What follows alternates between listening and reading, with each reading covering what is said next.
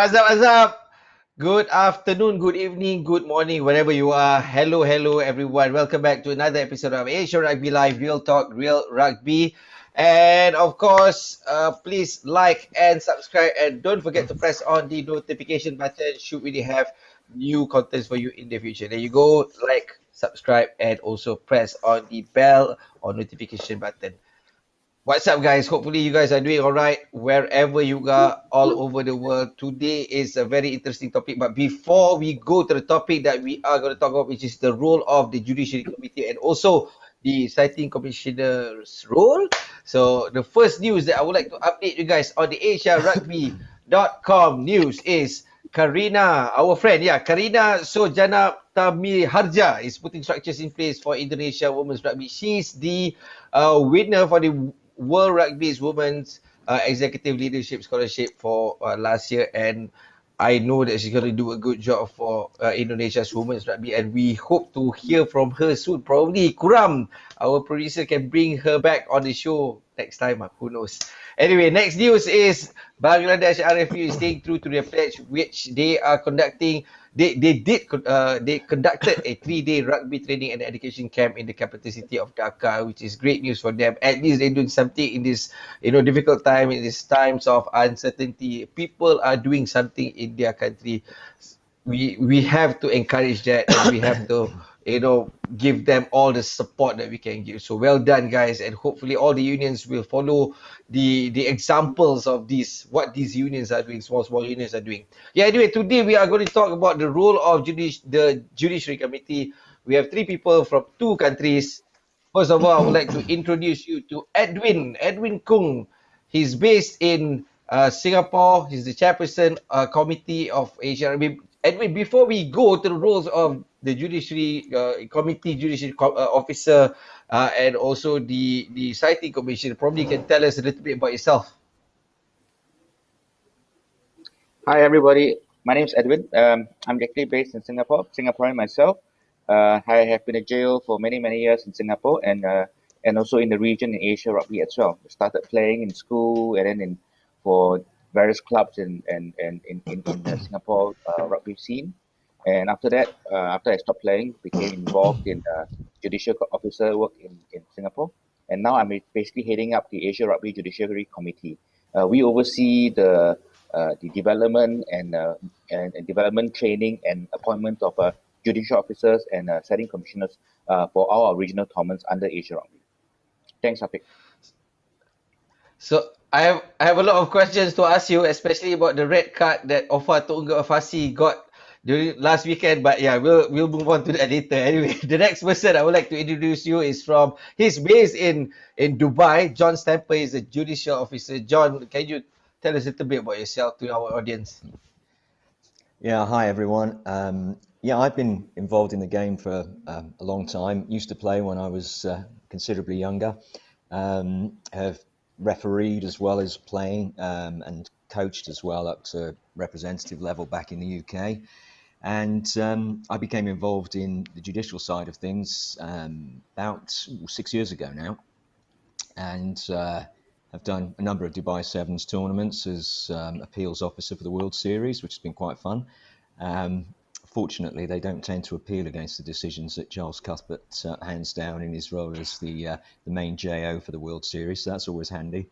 And I'm a lawyer based in Dubai, and I'm also one of Edwin's deputies as well. So, if and when Edwin's not available to deal with something, theoretically I'm supposed to step into his shoes. So, yeah.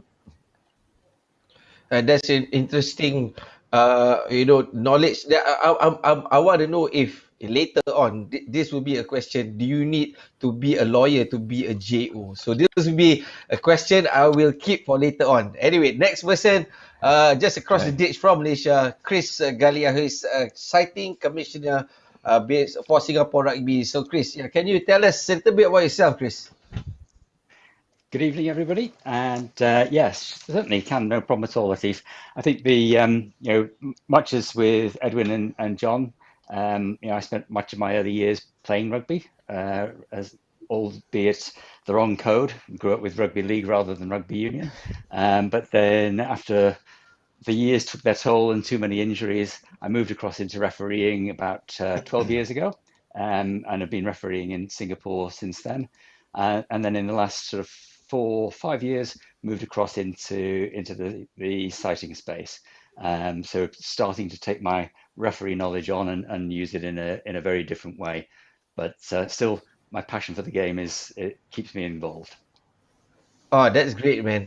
That's great to hear that everyone of you guys were involved with the game, played at some point, and after that, of course, some point you need to retire, but you still want to get involved with the game. So that's how some people get involved with being a referee, being a coach, being a medic. You guys are one of the behind the scenes that I guess not many people know about. The JOs and the citing commission. So probably Edwin, you can tell us a little bit on what the judicial committee does, and yeah. Thanks, Afiq. I don't want to go into too much details. I think we have two very proficient professionals in our ranks here, Chris and John, who have very good, strong experience in the JOs and CC work in all these years. But essentially, what happens is that JOs get involved only when there's a sending of a red card offence, or in the other case would be a misconduct. And basically, once what happens is that if the red card is issued by the referee, the matter then a hearing and see to determine whether there was foul play and whether further sanction is required. As for the CC side, I mean, it's fairly straightforward as well. It's basically a second pair of eyes looking into the game and making sure that red card offences are not are dealt with if the referee has not been able to see it or has not dealt with it adequately. So, for more details, I'll really defer to John and Chris to give more details. But in summary, that's really what we do. The community level, we basically, like I mentioned before, we will help along manage and administer the function itself. So there you go. The chairperson has given the task to you, John, to explain what's the role of the judicial officer. Well, yeah, I mean, I was when I played, I was a winger, so I was used to getting those sorts of passes, or usually the ones that are down by your toes in the 79th minute on a freezing cold day, and it's your first touch of the match, and you've got no chance of catching it. So yeah, thanks for that, Edwin. No, but in terms of how we deal with things, it's very much a case of starting from the position that we are the custodians of the game. That is very much what we are told that we are, and that's certainly what we have to subscribe to as our overriding principle. And the key thing is the integrity of the game, and it's important that everybody buys into that. And obviously over the years we've all had cases involving players and their clubs, their lawyers perhaps, whose particular approach to things on occasions may be slightly skewed because they're very much more focused on the importance of their player being able to play the following week, as opposed to perhaps looking at that bigger picture of, well, in the grand scheme of things here, has there been misconduct? Has there been foul play on the field of play, I should say? And so we approach things from a very objective perspective, and we have an assessment of seriousness that we adopt in terms of World Rugby's prescribed processes, where we assess a number of different things concerning the actual key elements of the offence itself, and then determine the entry point if we determine that there has indeed been foul play. Certainly these days, I would say that there is an encouragement for players to hold their hands up at an early stage to accept if there has been foul play. I'm sure all of us have, and certainly I have, and I'm sure Edwin has, and Chris from a citing perspective knows exactly what we're driving at here. But there'll be plenty of occasions when it's patently obvious that there's been foul play, and yet players historically have still wanted to challenge it under the expectation that they may still get a certain amount of mitigation. Recent cases over the last couple of years, recent decisions in the last couple of years have made it quite clear that unless a player cooperates throughout, then they certainly can't expect to get the maximum 50%, for example, mitigation allowance. So it's a staged process, though, in terms of looking first of all at what the evidence is, considering everything that we've received from referee, assistant referee perhaps, where there's been injuries, looking at issues such as medical reports and so forth. The referee reports are very, very important, and I think over the years they have improved considerably from some of the very basic reports. Likewise, on the citing side, we have some excellent quality citing reports now, which also, when we're dealing with the games at Asia level, are obviously backed up with video evidence as well. So we have to consider all of that in the round. At which point, when we determine that, yes, there has been foul play, of course, it's handy if a player admits on the face of it that there has as well. But as and when we do get to that point, we then go through a stage process to determine what the actual entry point is when it comes to our sanctioning process. So first of all, was there foul play? Then we determine the entry point, whether it's low end, mid-range, or top end. Very few cases that you tend to see come in at top end, unless it's the worst kind of egregious behaviour that you see on the field. As you probably know, and certainly one would hope that most of the viewers who are involved at the coaching and playing level, and certainly all the referees will know this, the head contact aspect, it's a mandatory mid-range entry point irrespective. So that's I suppose quite a refreshing point, in the sense that we know that we are starting at a mid-range entry point the moment that there is that head contact these days. And after that, we look at other issues such as whether there are any aggravating circumstances. Tend not to see those quite so often these days. And then mitigation. And then you obviously apply the mitigation to the ultimate sanction. And ultimately, of course, the player does have the right to appeal. Not something you see very often, though. All right. Okay. So I guess that when you spoke just now, there's a lot of process that players have to go through if they are being cited. But okay, you know what? Probably we can talk a little bit more on that after this. After Chris has explained what's the role of the citing commissioner. We get the easy job. We get to sit there and watch the game rather than clear up the mess afterwards. It's great. No, I think the reality is that, as Edwin said before, citing commissioners are effectively an extension of the match official team. We work very closely with the referees and the ARs, and our role is very much in terms of maintaining and promoting fair play, protecting the health and welfare of the players, and just making sure that any of the acts of foul play or misconduct are dealt with appropriately. So from a process point of view in our world, the vast majority of situations are actually addressed by the referee and the AR on the field. It's relatively rare that citing takes place. Sometimes, and the teams do have the opportunity to bring alleged offences to the attention of the citing commissioner. But that's very different from actually citing, that they can bring those to our attention. The process is quite simple and quite straightforward. We're much as John touched on, we've got a number of sources available to us, whether that's from a broadcast point of view. Sometimes it's on Facebook Live. The team might have footage, even material from the crowd. People will have captured it on iPhones or whatever, and they'll be able to bring that to us. And same with the JO, we'll always take statements from the referee and the AR, and those are absolutely vital in the evidence that we collect and bring and put forward. Medical statements from the team doctor, teammate statements, player statements, all that gets put into our consideration, and then we'll review all of that evidence and make a recommendation after writing a fairly detailed report that covers off the evidence that we've seen, what our conclusion is, and what our recommendations are in terms of the was this an act of foul play that warranted a red card or not. But so we're focused more on incidents that are perhaps missed, and as Edwin said, an extra pair of eyes for the referee and the match officials who will be watching the flow of the game. And there's quite a number of incidents that take place after the ball has left, and 2 phases later there's still a little bit of afters going on, and that's the kind of thing that we're looking out for from a citing perspective as well. So it's a fairly rigorous process. There's no excuses and there's no escape.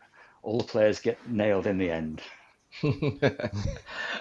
Okay, you know what? Let's talk through the process.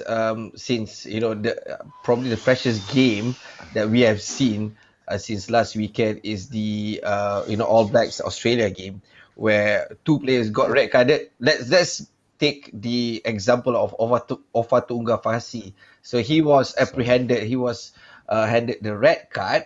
Then after that, subsequently handed a 3 game ban. So probably we can start the process from Chris. Can you explain if you guys were put in their shoes, what would happen actually? Well, in that specific instance, that's one where the referee picked it up. So from a citing point of view, we're absolutely not involved at that level. The referee has spotted the incident, he's consulted with his ARs, he's referred to the TMO if it's relevant, and he's made his on-field decision. And in this instance, it's a straight red card. From that point of view, citing is not involved, and it will be then straight up to the GAO. So John, can you explain that if you were in that shoes, if you're taking care of that case, so what's the process like? Well, first of all, actually, I've got to admit, I've not actually looked at the case in any detail at all. I literally have just looked at the bare bones of what the offending was. I've really scouted over it, so I've not seen any video evidence or anything at all. I've literally just read about it. So I can't really speak to the detail of the offence, unfortunately. And yeah, I'd be misleading you if I suggested I could. But the key points with it again are going to be what was the approach of the player at the time in terms of, has the player actually admitted the misconduct, or not the misconduct, apologies, the foul play. If a player admits the foul play, then the player is in a very good position to ultimately get the maximum benefit of mitigation, which is ultimately 50%. I think, did you say in this particular case, I think he got a 3-week ban, didn't he? Is that correct? 3-week or 3-game right. ban or something like Three that. game ban for Tunga Fasi, and then for a very similar incident, Clinton got a 4-game ban. Yeah, The and one this of was these guys a this got was 4 a games. and this was a head contact, wasn't it? Both. If you look at the video, both were basically a Yeah. head contact incident, or an off the shoulder into the head on the neck. So one of those, that type of case, this is very much a classic case that we come across, and it's incredibly difficult both at citing commissioner level, and I say incredibly difficult, it has difficulties, shall we say, or there are nuances to it at both citing level and also at judicial hearing level, because where you're talking about an initial contact around the shoulder area and then into the head, the player's starting point with that tends to be that it wasn't a direct contact with the head, it was an indirect contact. I started there and it ended up going up there. Sorry, Classic John. case of... Sorry, John, just to correct that. What I meant was that a contact on the tackler's shoulder to the head area of the tackle player.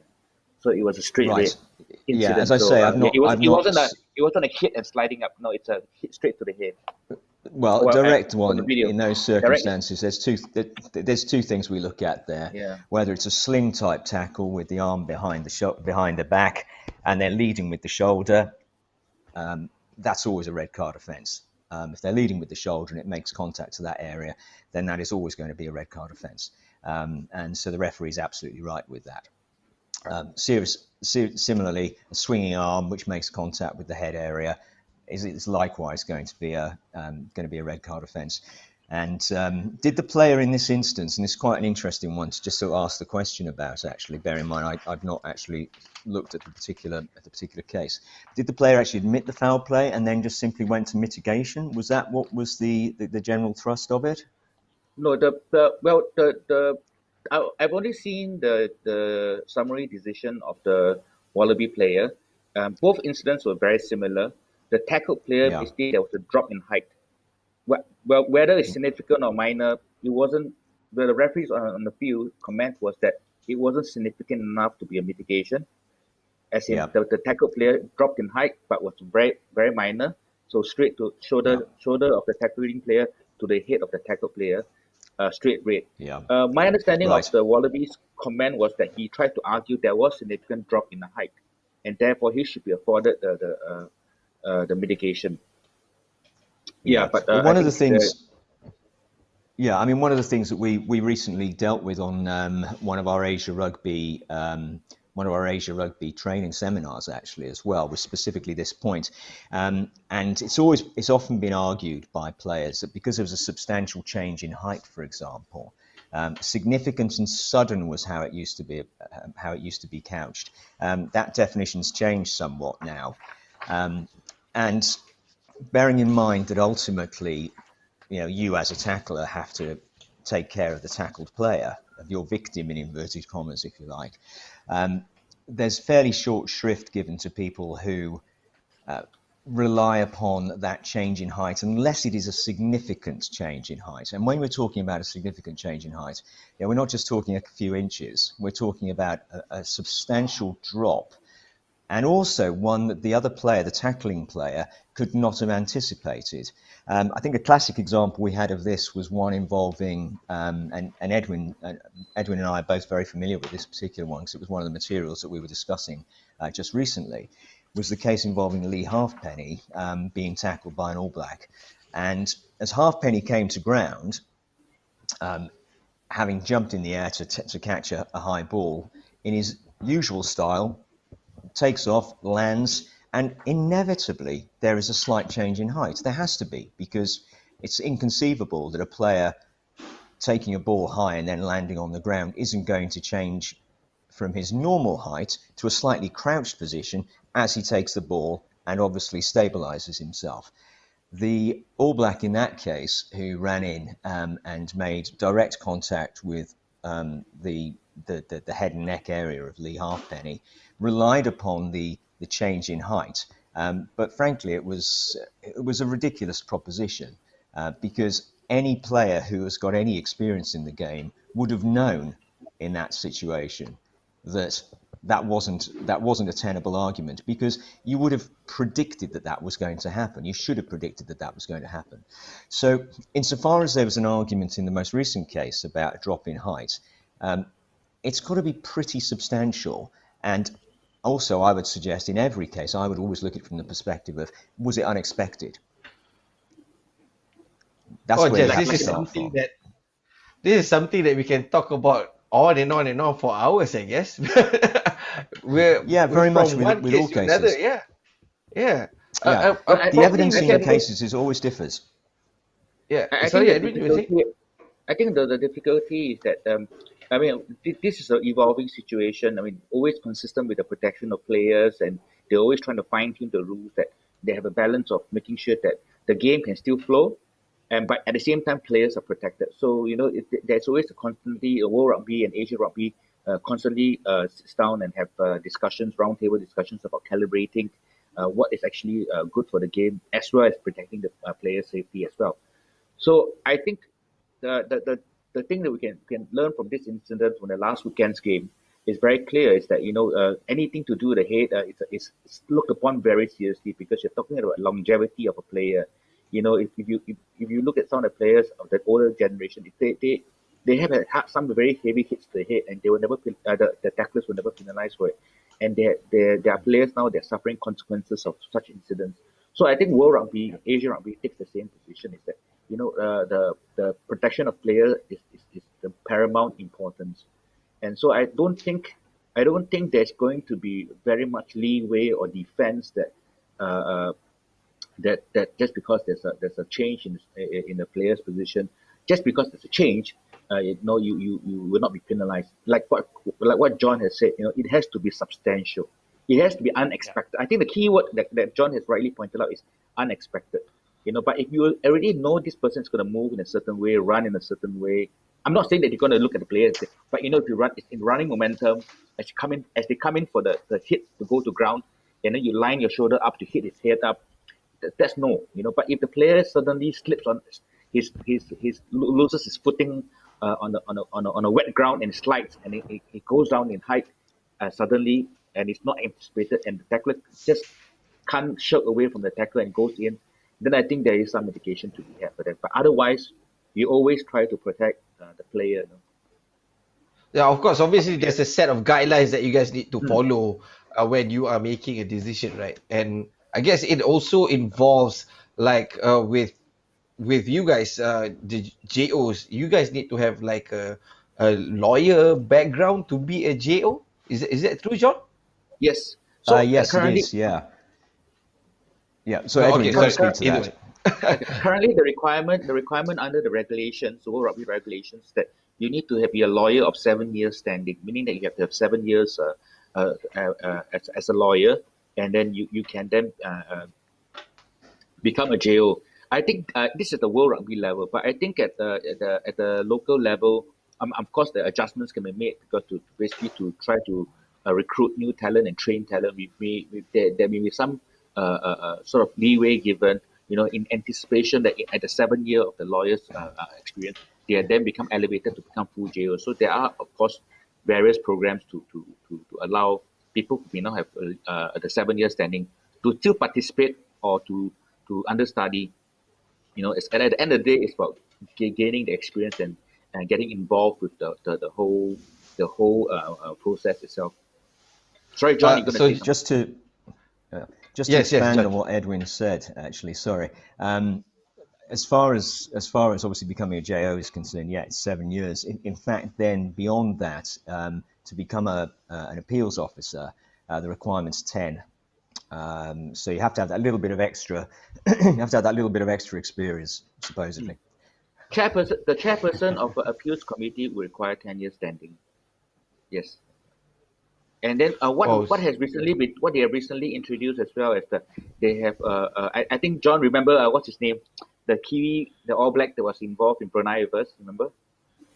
If he was brought Oh in to be yes, trained yeah, as an yeah, appeals yeah, officer. yeah. So Officer. players, yes, correct. So players of great experience or officials in other capacities who are not lawyers can also become members, co-opted to become members of appeals committee to give color and to give their experience to a decision. Because sometimes hearing from a player's perspective, a player of a very senior level playing at a senior level, it really helps a lot in understanding the nuances in the offense or the incident itself. So that's actually very helpful. so And how does I that work? certainly would actually invite Chris Galea next time to sit on our appeals committee as well. Very So important. that means Invitation accepted, buddy. you don't need to be a lawyer. You just need to be a former player as well. A former really Well, experienced well, player to to be a sit on the JO. appeals committee, to sit as a member of the appeals committee, because in the JO has to be a lawyer by training, 7 years experience, and then they will hear the case at the first instance. So the first time, if the player is not happy with the result, then they will go and appeal. And typically at the appeals level, they will usually go for three member panel. And the 3 member panel, the chairperson has to be a lawyer of 10 years standing, as Chris has highlighted, as John has highlighted. But for the appeals committee itself, the other 2 members need not be lawyers. Right, right. So that means there's a chance for me to be an Ah, appeals committee member one day. certainly. Yeah, I'm not a lawyer. maybe. The actual, Maybe. depending on what's been determined as regards the actual first instance committee as well, the actual original Right, first right. hearing, Yeah, you correct. often find that because ultimately judicial officers we have the ability to determine our own process. Right, Notwithstanding that right. obviously there are specific regulations under World Rugby and obviously under Asia Rugby. In cases involving, for example, the top tier national teams, you would generally find at first instance you would have a 3-person panel there. For example, let's say it was a Japan fixture against, for example, New Zealand or something of that nature, there would likely be a 3-person panel at that stage. And then go to appeal. But as Edwin says, in many cases, you will find that in the first instance, it will be a single judicial officer just sitting alone. So probably I'll have more chance to be a citing commissioner. Chris? Can you? So who? Maybe. He's keen, isn't he? He's really keen. Yeah, well, we're always our arms are always open, and you're welcome to come on board. No question at But all. So who let me can share one actually point be that a citing commissioner? I've got a Well, plug-in. I mean, I think from a citing point of view, yeah, having played the game, that's really, really important because you've then got a very good feel for a player's perspective. So back to the kind of things that John was talking about before, in terms of you've got an understanding whether you should be able to anticipate an incident, whether it was deliberate, whether it was accidental. So you've got a player's perspective, which always helps at the end of the day. Then I think the thing that's really important is to have come through the referee ranks, and to have a very strong background of refereeing, as much as anything. And that gives you a really good feel for the letter of the law and the application of the law on the field of play in a real time situation. At the end of the day, we're not, we don't want to send people up to the JO. We don't want people to get red cards, but they've got to take responsibility for their own actions, and that's a reality. But the having a player background, having a very strong referee background, and then going through all of the necessary World Rugby courses that give you qualification to be a citing commissioner is the primary pathway that we follow. To our viewers out there, if you guys have any questions that you want to ask Edwin, John, or Chris, please do comment down below. I'm sure these guys will be more than happy to answer. This is very technical, I guess. Each and every one of them has an answer for you guys. So if you have anything you want to ask, so please do. So this is your chance to ask about your red card that you got before, and you got so many months of whatever sanction that you got. No. let me just add a little bit of what Chris has mentioned, and he mentioned much earlier that Yeah. the citing commissioner has the easy task. Actually, no. In my experience, and I was a citing commissioner previously, and having worked with them and having seen the citing commissioners that work, it's actually not an easy task. It's a quite intense. During the game itself, it's very intense for them. They actually have to monitor the game a little bit more than a referee, because you see what That's happens fair. on the field where the referee is looking at it, and he also sees the other part where the referee is not looking at. So he's always on a constant lookout. So you can imagine if you play it in an international or in a high intensity game, 80 minutes, the citing commissioner is glued to the game more than any other fan Yeah. would. It's not easy. No, I think admire them a that's lot. very fair. Yeah, no, that's true, Edwin. And I think your point about needing to concentrate absolutely 100% for the entire period of the game is true. And you're not just watching the game itself, you're looking for the off the ball incidents, you're listening to the crowd, you're thinking about head injury assessments, you're trying to play back in your own mind if there's an on-field injury, how did that occur, what led up to it. So the levels of concentration are a lot higher, and it's to some extent it's real time, but then you've got an awful lot of evidence that you can call up that is going to support your decision before you actually cite a player. But yeah, Edwin, concentration is pretty key. Edwin, can I Yes, Rod? say that the rules of JOs and also citing commissioners ultimately is not to sanction people, not to sanction players 3 months or 3 games or whatever. It's basically to protect the players from harming each other. I would say further. 100%. Yeah, 100%. I think the thing is that what we do is to basically either to prevent or deter such offences. Now, if it's already if people know that there's a CC, a good CC on board, coaches will tell the players, lay off the ball incidents. There's a very good CC. He's going to look for all these kind of incidents, and if you get pinged, it's not good for you. That's number one. Now, if you are really given a red card or you're really cited, then we as jailers, what we do is that we need to make a sentence, a sanction that will basically send a message to the other players is that, look, there are consequences to your playing career if you commit these fouls. So both the CCs and JOs work together to prevent and deter undesirable behavior, foul play, misconduct. We don't want that in the game. And the day will come where if we no longer have a job, it means the game is where we want it to be. Safe for everybody, no foul play, no misconduct. But Okay. I don't know. I don't know whether that day will ever come. But players are players.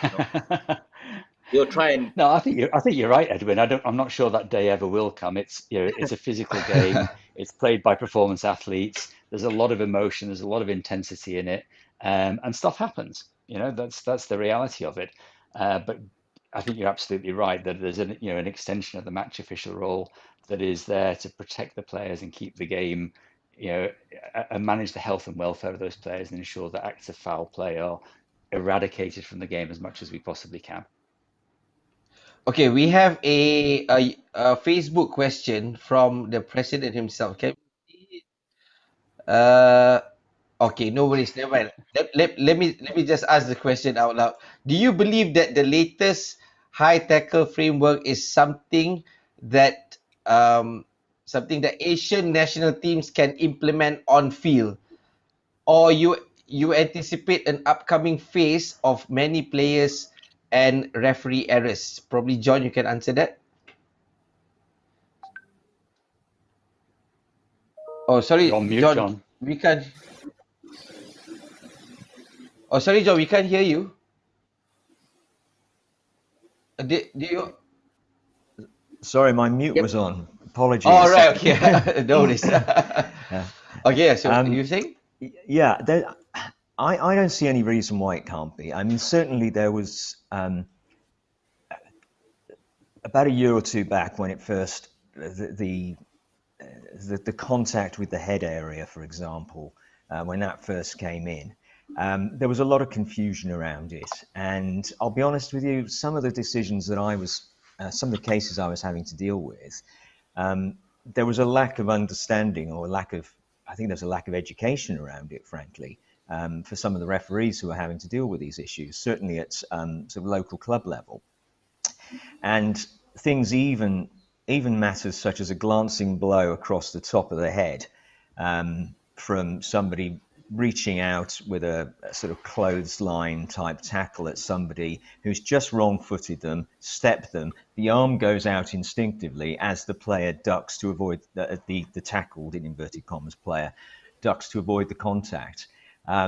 Forearm brushes head or catches the player there, and the player bounces off but carries on and scores a try into the posts. Referee then comes back, gives the other player a red card for the attempted tackle. Obviously, that's one of the other things we look at when looking at issues about whether offending was completed or attempted as well, but that's a separate question. But in those instances, strictly speaking, by the letter of the law, the referee was actually doing the right thing by saying, well, there was contact with the head. I've been told contact with the head is a red card. We are then told contact with the head is a red card. Therefore, it's absolutely mandatory. The problem with it, of course, was that there was no assessment back in the day when it first was introduced. And certainly I'm looking at cases from, back in 2018 that I was dealing with, as to whether there was a degree of force in it. And my own interpretation of it, and certainly I know a lot of other senior JOs that I've worked with over time had a similar approach, that there had to be more than minimal contact. There had to be some degree of force involved in it. Now that's changed in terms of how the new framework has been introduced, and it came in actually last year. I remember I was actually out dealing with I think it was round one of the Asia 7 series, and I was in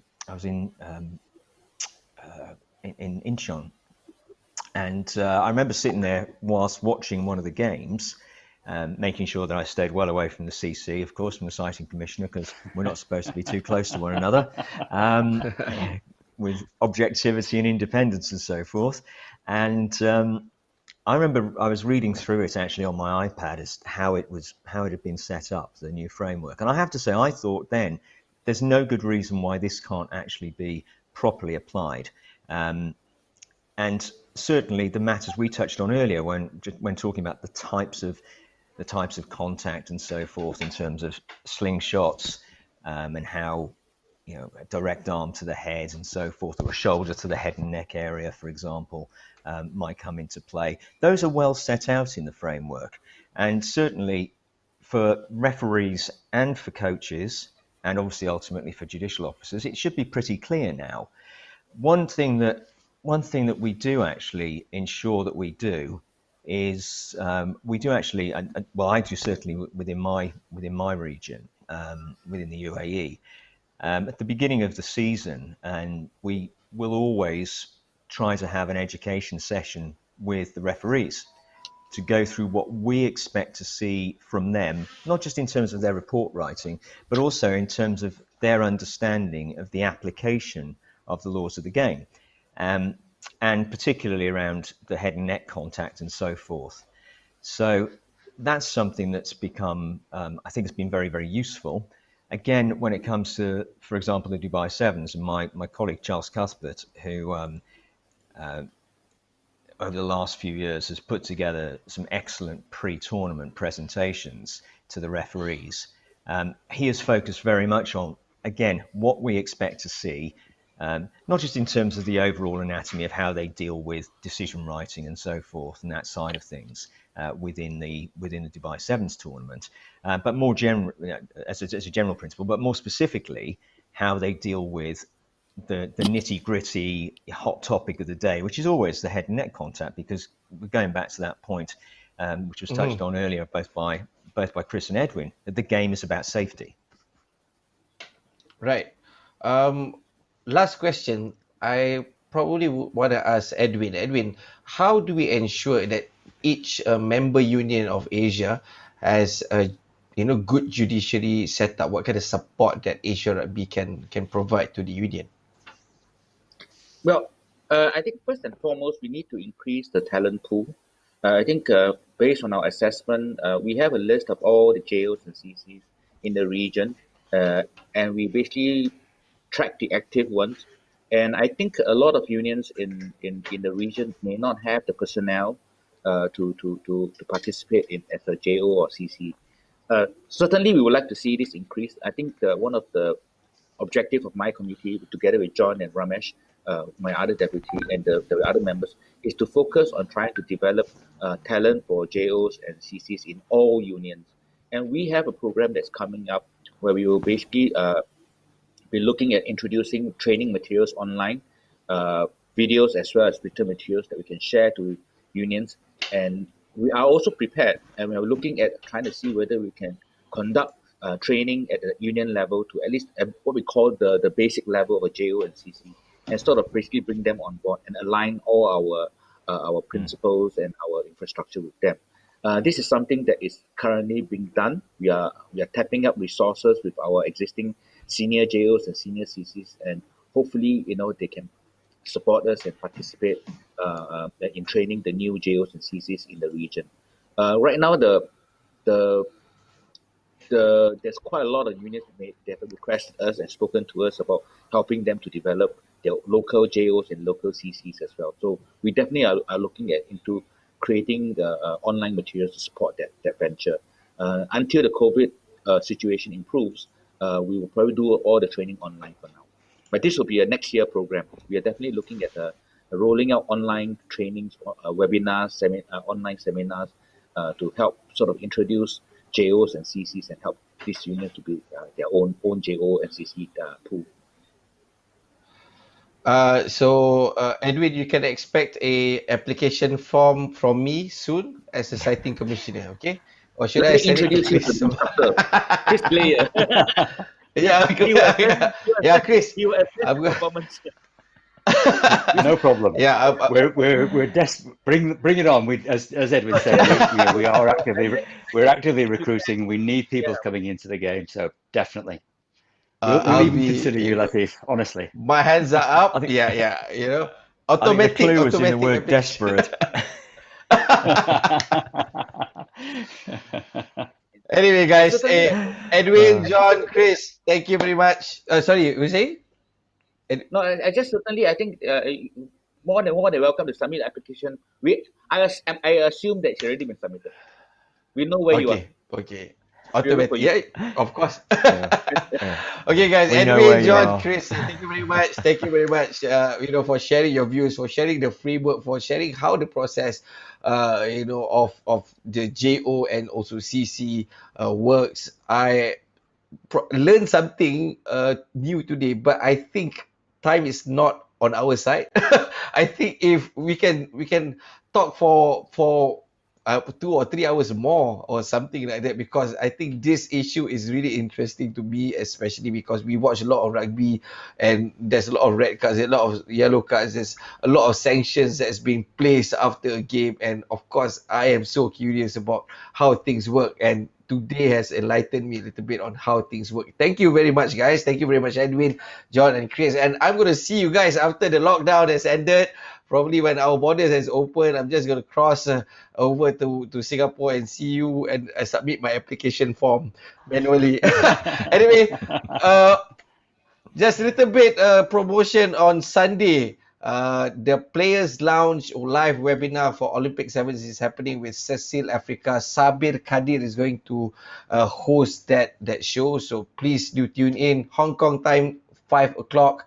South Africa time, 11 o'clock. India time, 2:30 in the afternoon. So please, that's your opportunity. And don't forget to be with us on Asia Rugby Live next week. Same time, 8 o'clock with me, Rod. Till then, see you, take care, and be safe. Take care, goodbye, and good night.